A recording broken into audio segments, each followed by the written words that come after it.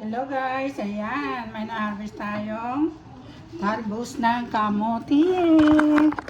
Ayan, talbos ng kamote. At saka nanuha tayo ng kamatis. Ayan, talbos ng kamote yung na-harvest natin today. At mayroon tayong isda. Ayan. Sorry. Ayan yung ating isda.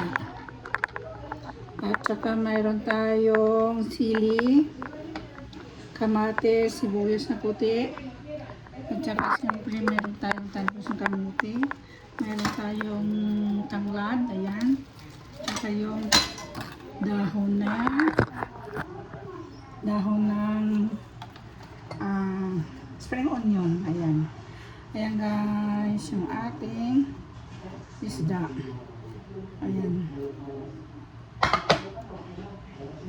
Sarap sigang natin.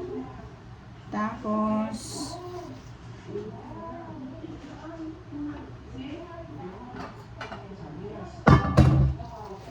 ayan yung talbos. At kumulo na yata yung ating water. Kumulo na yung ating tubig. Kailangan lalagay natin sa ating tanglad.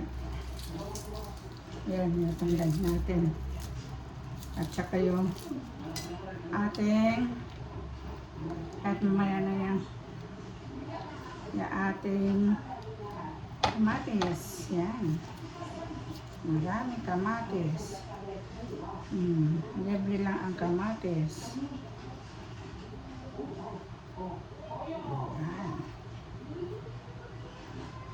Meron pa dun sa rep yung hinarvest kong nakaraan na kamatis. Tapos meron sili. Tsaka siyempre yung dahon na medyo punat na yung dahon.